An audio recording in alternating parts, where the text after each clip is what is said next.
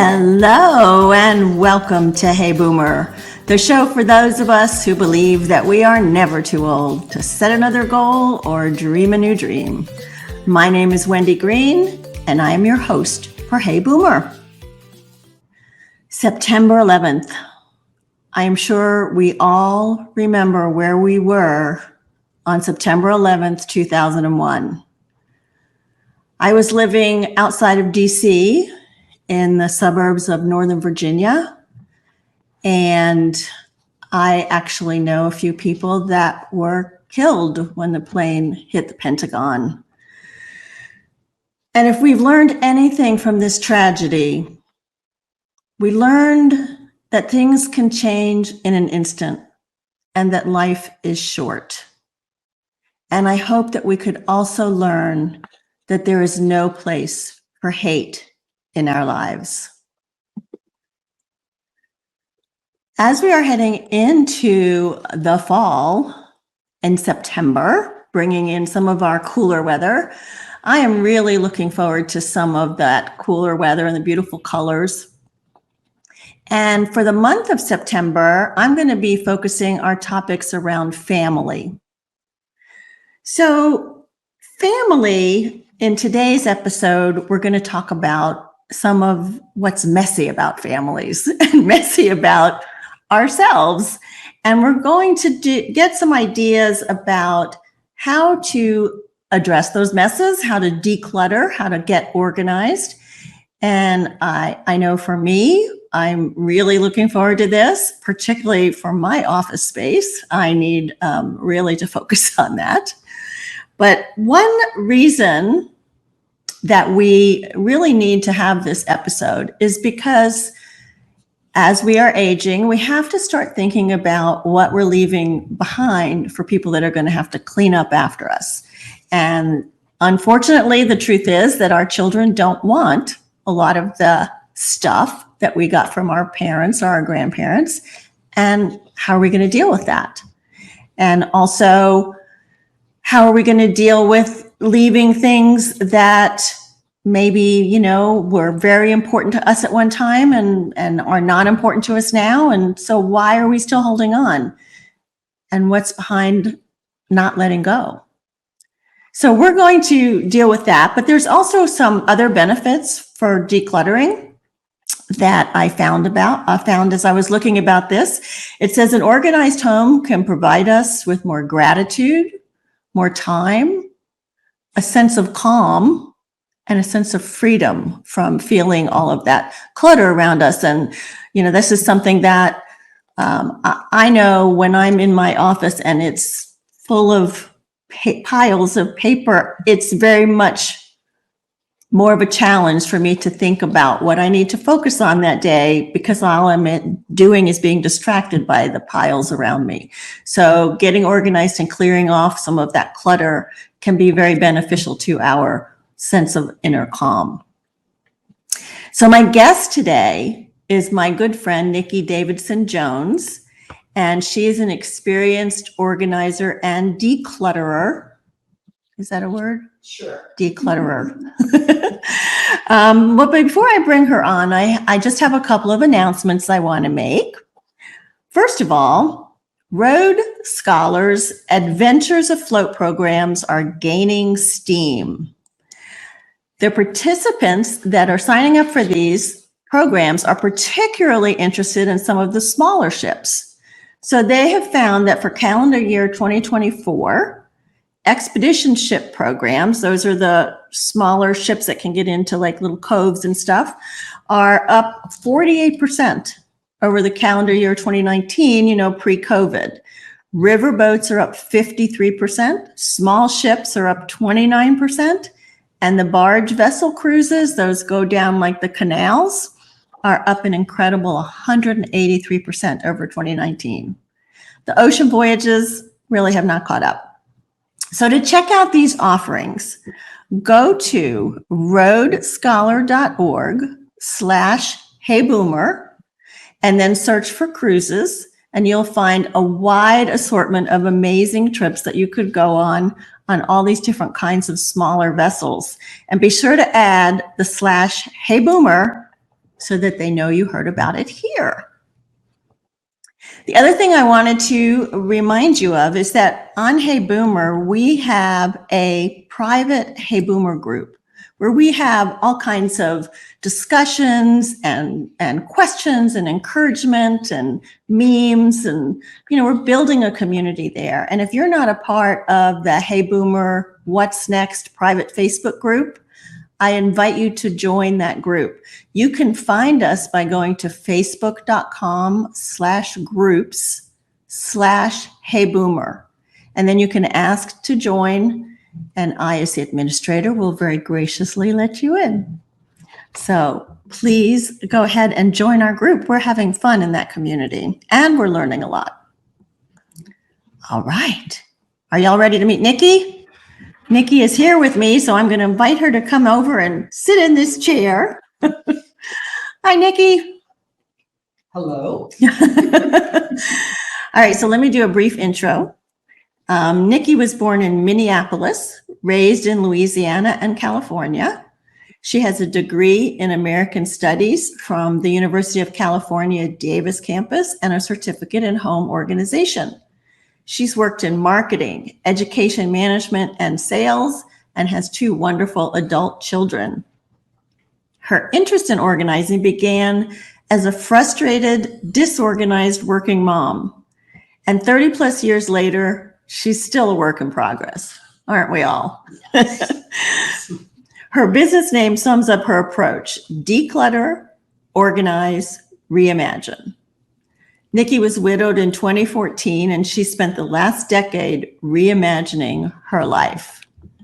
So we're so glad you're here, Nicki. Thank you. Yeah. So I want to get started by saying that you started out saying that you were a disorganized mom. Yes. And so you started to learn how to get organized. So tell us about how that interest came about and you grew it. Okay. I had 2 young children. I was working. I had to work. My spouse was working. My husband was working, and nothing else was working. And I checked a book out of a library called Confessions of a Organized Homemaker. Oh, nice. I think it was a self-published book, maybe. I don't know, but it was one of those things where you read it and you go, oh, this isn't as hard as I think. I just have to do this, this, and this, and slowly did those things. And I just felt, as you were saying, more calm in my life because things were more organized. I am not by nature an organized person. I am all over the place sometimes, and having a calm home does help me a lot too. Over the years, I've learned that I can live with a lot less, and that helps give you a different kind of freedom. And I've helped a lot of people figure out how they want to reimagine their lives and their homes. Yeah. So it's been a good thing. This is primarily a post-retirement kind of job for me. I started years and years ago, probably. I am surprised to hear you say that you're not by nature organized, because Nicki walked into my office and she was it was like immediately she was like, oh, you could do this, you could do this, you could do this, which of course was raising my anxiety because I was like, I don't know how to do any of that. So, so she's going to help me with that. Yes. But there are a couple of really famous books about organizing or decluttering. Marie Kondo, she has several. Yes. And then there's this new one, maybe not relatively new, about the Swedish art of death cleaning. Yeah, which has a title that's very interesting and captivating. The book, The Swedish Art of Death Cleaning, is more of a memoir written by a woman, and she says she's somewhere between 80 and 100. And she is going through her life, through memories, and how she downsized a few times, and how she dealt with getting her house and her life prepared for her later years. And apparently in Sweden, this is a word, these are words that they do use, but basically, as it applies to us, it's making sure that your house and your life is ready for your children when you pass on. So you do the hard work of going through all those drawers and getting rid of all those excess things you don't need really, that you've just kept. It doesn't necessarily mean you throw everything away, but it means you are conscious of what you think your children or your friends will want, what will make them happy. What you think will bring them joy, to connect it back to Marie Kondo, when you're gone, and how to get rid of everything else. So you're looking at your family and what they would need and want. And then she goes through a lot of steps about how to pass things on. She is she's very single-minded in how to do this. She has very clear passion on how she did her life, and it's an interesting read. Okay. I wouldn't read it for tips on how to declutter. I would read it for motivation on what you need to think about to be motivated to take that step. To deal with the things that you want to leave behind or not leave behind for your family. Right. Okay. And Marie Kondo has more specific approaches that she uses, and she has great ideas. I use a lot of her processes to help people. But the most important part about that book also connects to what the woman who wrote the Swedish death cleaning book wrote. And that is, what really motivates you to make a change in your life at whatever age? What motivates you to figure out what's important to you? What motivates you to figure out where you will live your best life? Marie Kondo talks about things that spark joy, and we all know we have to have things in our houses that spark zero joy, but we still have to have them. Right. So, but what motivates you to figure out how you want to live, basically, and what's important to you? Sorry. Okay. So I would think, though, with the Swedish death cleaning, I can't in a vacuum just think about what I want to leave for my kids. Isn't that a conversation I should be having with them? You know, it's very interesting. The woman who wrote the book has a fantastic relationship with her children. And apparently they have lovely, deep conversations about life, and there's no judgment, and there's no resentment, and none of the other consequences of conversations with our children sometimes, or how they feel about having conversations with us. Okay. So in a perfect world, sure. But sometimes, well, the world isn't perfect. So sometimes we just can't do that. But yes, if you can sit down and have a conversation with your kids, most of whom, in my experience, will say, Mom, I don't want any of it. Yeah. I don't want it. I have a house, I have a life, I don't need any of your stuff. You have to accept that as an answer. You have to take that at face value and say, okay, none of my children or relatives, grandchildren want anything of this house. So then I am 100% free to decide, what do I want to live with? In some ways, that's a huge gift if you trust that your children really mean it. Sometimes, but I've also helped children after their parents have passed on, and they walk into a house that is just filled with things that are terrifying, evoke bad memories, evoke wonderful memories. And every once in a while, I'll work with a family that says, we don't want any of it. We took the 3 things that we wanted. My brother took the 3 things that they wanted. And I just get rid of everything. Yeah. And I have to tell you, I charge those people less. Just get rid of everything. Because you don't have to organize. It's very clear. Sell this, donate this, trash this, and I get to make the decisions. But that's rare. Yeah, that's rare that somebody, after their parents pass on, that they are willing to just say, I got everything I need from my mom and my dad in their lifetime, and I don't need anything else, and there are no material things in this house that I need. Yeah. And that's kind of how you really, if you want to talk about a generational gift, what a fantastic generational gift, that when you pass on, your children are not cleaning up after you. Right. They are not going through everything trying to decide, did mom love this? Did dad love this? Do I love this? There's enough in grief that sometimes that is so overwhelming and so difficult, people put it off for years. They'll have a house full of their parents' stuff or their spouse's stuff that they just can't face. I mean, what a gift to be able to say to your kids, okay, I'll take care of this before you go. Yeah. before I go. Before I go. Right. Before I go. And, I have had some dishes that I got from an aunt, and I did ask my kids if they wanted it. So I gave it to them now. If they say yes, Yeah. absolutely. Yeah. And I know a lot of children, and we're talking about adults here when we talk about children, resist and say, oh, it's a game I play. My mother tries to give me things every time I visit, and I try to resist. My suggestion to the children is take it. Just take it. Then you can get rid of it if you want. You're going to take it now and deal with it, or you're going to take it later and deal with it. And the parents have to give things with a gift, with the concept. Once I give it to you, it's yours to do as you wish. Good if point. you want to keep it in your life, you can. If you want to pass it on to a friend, or you want to sell it or donate it, it's out of my life and it is now yours. And that's an ultimate gift, right? Yeah, that's a good point. When you give a gift. So if your parents are trying to pass on the dishes that your great aunt had, and you don't really want them, but your mom needs them out of the house, be gracious, say thank you, put them in your car, drive by Goodwill. Donate. If you don't want them. If you don't want them. Yeah. Yeah. So, yeah. We can make this easier on ourselves, or we can make it difficult. And that goes for the children and the adult and the parents.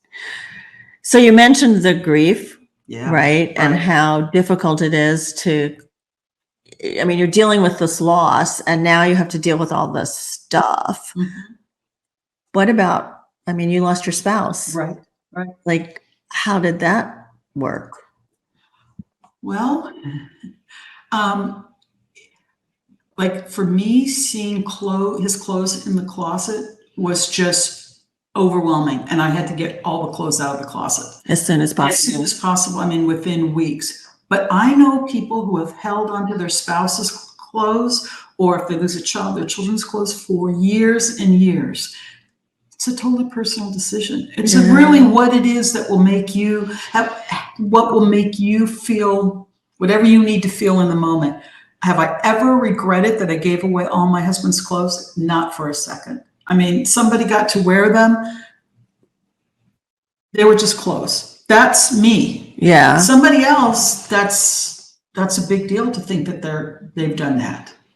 What about some of their other personal stuff? Was that harder to let go of, like tools or jewelry or anything like that? I think, I've gone through 9 years now of grief, and I still grief does not go away. I don't even think it changes. I think everyone goes through their own grief journey. And I could not even recommend do this or do this or do that. There's no good way, because you're grieving. You've lost somebody, and it's hard. It's just plain hard. And the way I did it worked for me. I will listen to somebody, and it's the same actually when I go to someone's house, not like you did today with me, where we just like brainstorm 5 minutes. My office. But everybody comes to their clutter, disorganization, or a life change with their own perspective, their own needs, their own just way of handling things. And so I have to just kind of sit back and figure out what's going to work for this particular person.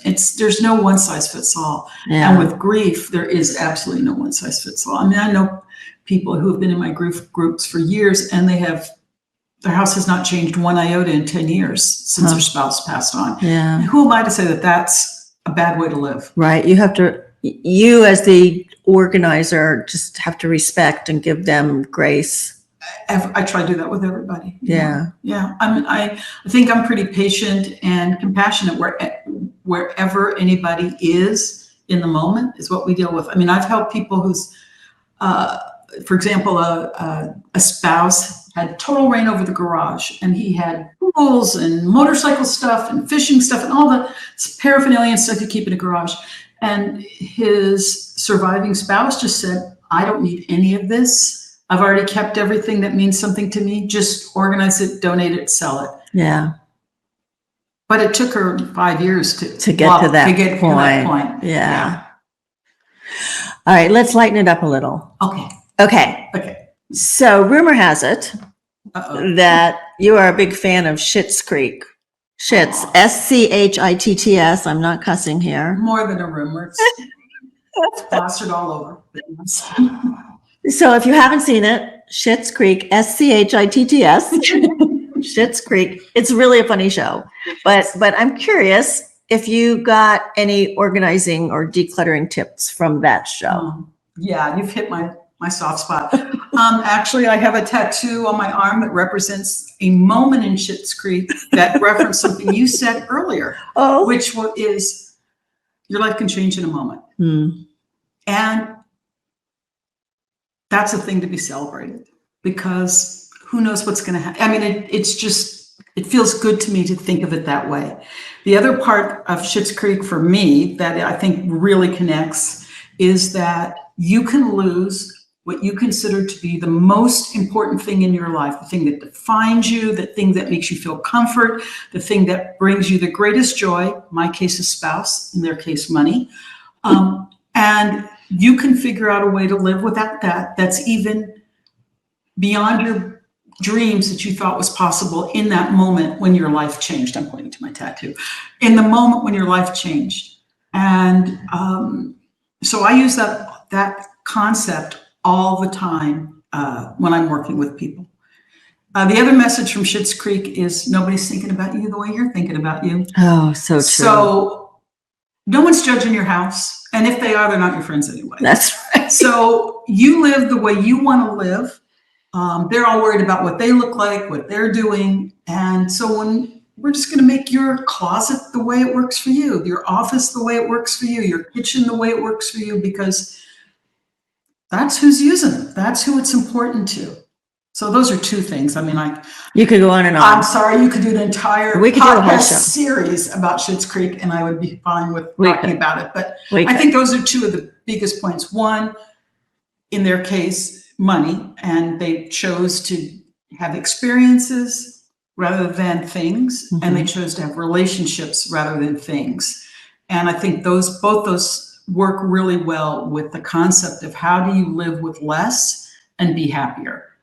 That's a really important statement. Experiences rather than things, and relationships rather than things, because, we go through that time in our lives when we're in our 30s and 40s and we're accumulating, right? Because that makes us feel successful. So we have the car and the house and all of the... And it makes us feel successful and all the things that we need because of the life that we're living when we're 30 and 40. And we're working and we need more, we need a lot of stuff. Right. And now at this point in our lives, we can start to downsize. And I don't know that I'll ever be a minimalist, No, don't have to be. But I think it would be helpful, and tell me, but I think it would be helpful to not necessarily start with the end in mind of what am I going to leave for my kids or not leave for my kids, but start with, as you were saying, what is going to make me feel better as I'm living in this space, and what can I let go of? Right. Absolutely. And definitely you do not need to be a minimalist. If you love the thousands of books that you've collected over the years, go for it. But have bookcases and take care of the books and make sure they're not in dusty boxes in the garage. Respect what you love. Respect what you love. And that's true for everything that you've accumulated. If it's up in the attic and it's filled with dust and you're worried about mold, how much do you love it? How much do you really care about it? If your answer is, I love it and I care about it, bring it down and put it in your life. Don't just let it sit up there. If, they say if you release something, you have room for more love to come into your heart. You can look at it that way. You can also look at it like, I love this. I'm sharing it with love, and I'm going to donate it, and someone else who loves it's going to find it. Do you find that when things are messy, and maybe they never are at your house anymore, but do you find that your whole system gets kind of revved up and you don't feel comfortable? I can tell when I'm going through something. I'll have piles of clothes on my bed that I have worn, but I haven't hung up yet, or I have to fold and put away. Piles to me are indication for me that I've let I'm not focusing on making my life as easy and simple as I could. Mm. But easy and simple is my way of wanting to live. Someone else might choose to live in a complicated world. And all I can say is if you know where everything is and you don't cause yourself stress to find it,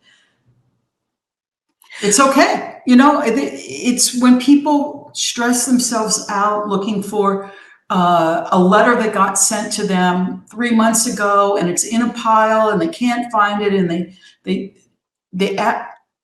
it's tough to live that way. So I have to ask you this. Have you worked with couples doing this? Interesting. Have I worked with couples? Because I would imagine, you know, there's, you always hear the story about, right? Like the wife is very organized or the husband is very organized and the other one like leaves their socks on the floor and they're. I have worked with couples.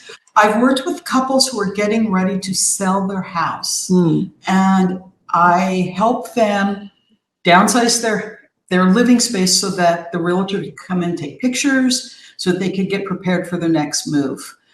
They were motivated I've done that twice with couples. And in both cases, they were very motivated to listen to me. Okay. Because they wanted to sell their house for as much money as possible. Right. And they wanted to make the move as easy as possible. Now, whatever fights they had off site or when I wasn't there, I don't know to get them to that place. But in both cases, it was like, okay, what do you want us to do next? What should we do next? What do we, so yeah, if they share, just like any other thing in a couple, if you share the same end goal, even if you have different ways of getting there in a couple, you can get there if you respect the fact that you approach things differently.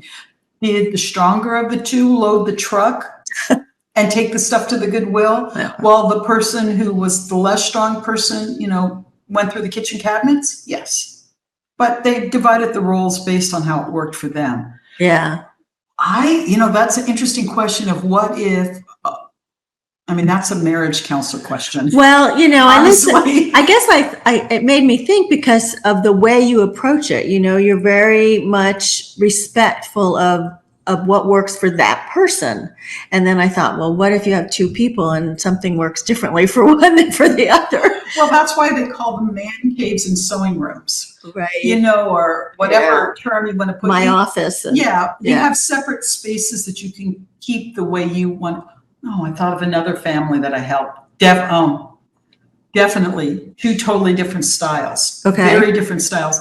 But we worked on her office and we worked on his den.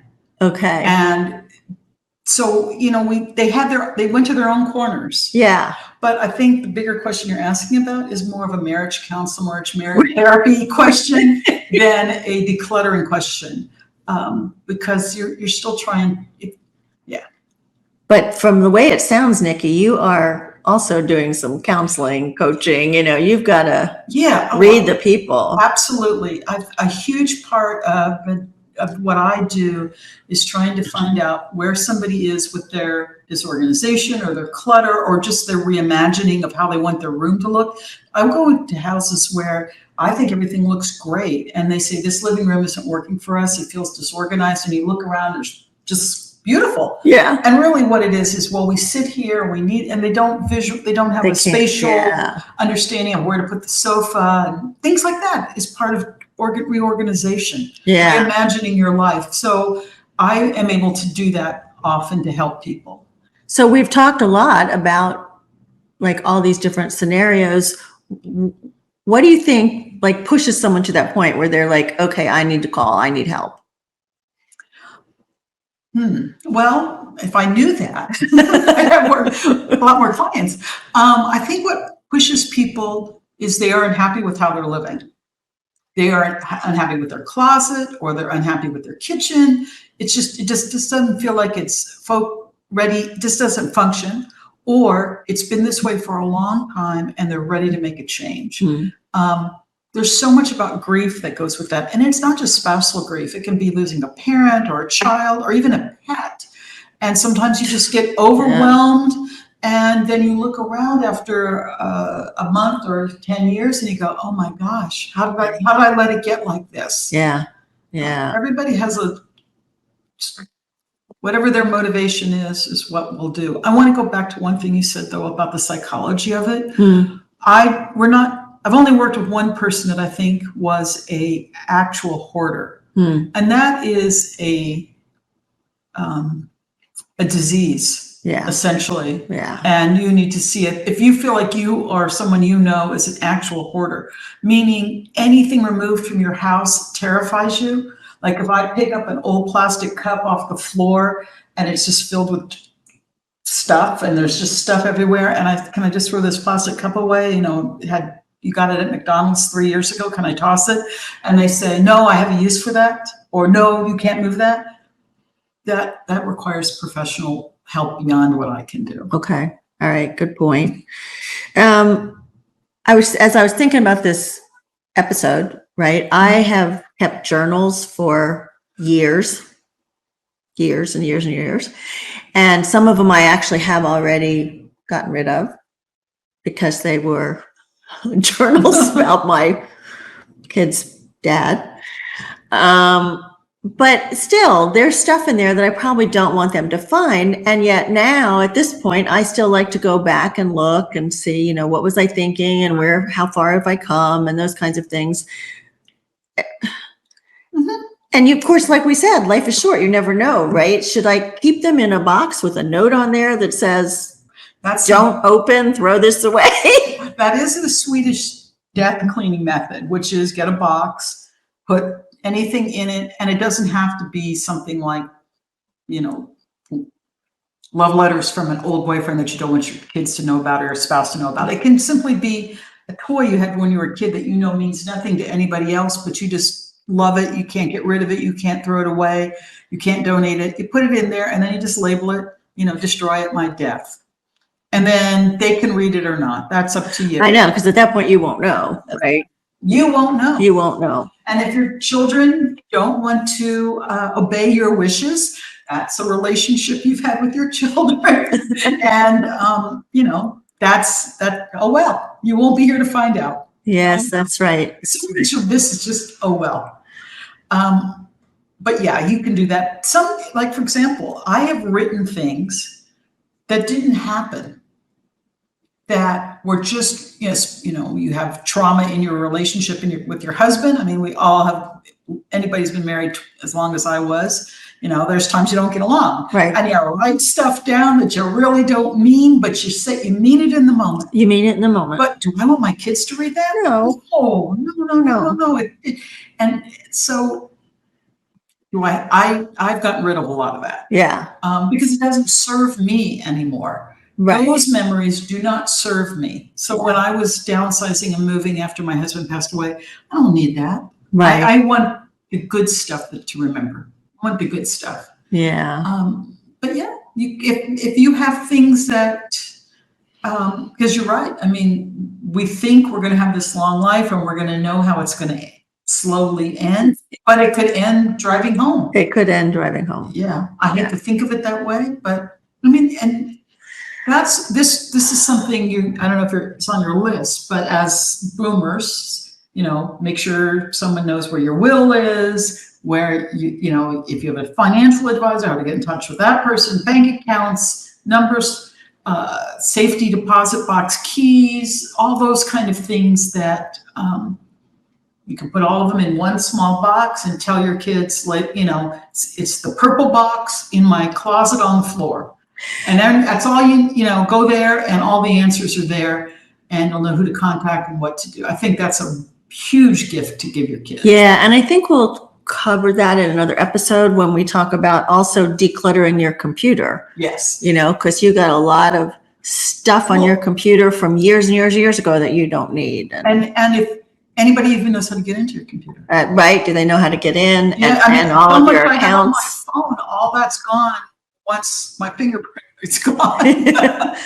Yeah. So there seems like that, but we'll do another episode about that. But that's probably a good thing for every adult to do. Right. And after you pass on, you just don't want people to be scattered any more than they already are. Right. Make it any harder than it already is. And I would encourage the conversations with the family that's going to have to go through your stuff as best you can. Right. But what about the kids that have moved out and left all their crap behind? I have so many stories about this, and I walk into houses where children are in their 30s and their bedrooms are exactly the same as they were when they were 18 and went off to college, and their stuff is still in there from high school. Yeah. Again, not my place to say that's insane, but I mean, that's a bedroom that you are taking care of, paying for, heating, air conditioning. You probably go in there and vacuum every once in a while. How do you reclaim your own house and your garage and your attic? There's people who will say, if you don't get everything out of here by December 31st, it's going. But then as a parent, you gotta be strong enough to toss out all those baseball trophies and ballet ribbons or whatever it is that you've accumulated over the years, and just let them go. Let them go. They are things. If they meant something to your kids, really, they probably would have them with them. But if they're just hard for them to let go, that's a really deep, heavy conversation. I know people, I've worked with people who have had every toy their child has ever played with. And they now have grandchildren, thinking that their grandchildren are going to want to play with those toys. And some of those children don't want to let go of the toys, even though they don't serve a purpose in their life, but they have to have those toys. And, part of it is how much do you want to, of your space, do you want to devote to that? Yeah. And that is true. I saved books that were favorites of my kids that I couldn't wait to read them with my grandchildren. Of course, now my oldest is off in college. She doesn't want to read that book with me anymore. So I probably should think about donating those books. Or you can ask her, do you think when you're a mom, you'd like to read these books to your children? And she can say, I'd love to, but I can't keep them in my dorm. And you say, I'd be happy to keep them here for you. Because that would be such that's a good idea. I have a lot of my children's books. That would be wonderful if anybody ever said to me, my grandchild, your granddog. But I mean, that's a conversation. It's a conversation. And she may say, I don't remember any of these books, Grandma. I don't remember any of these books. And you just have to say, okay. With tears rolling down my face. You got to jump in because it's so hard to do it guilt-free and not pass on the guilt. But these kind of feelings, the guilt, resentment, all those negative feelings, which are honestly real feelings, and you have to feel them, usually are signaling some other issue that you need to talk about or work through. Yeah, or you're just, Yeah, I mean, for me, it's a sentimental thing. I was like, I read this to your father, and now I read it to you. And what does that mean to you as a sentimental thing for you to let go? Does that mean that memory's gone? No. And is the sentiment still in your heart? Yeah. Do you need the physical book to remind you of that sentiment?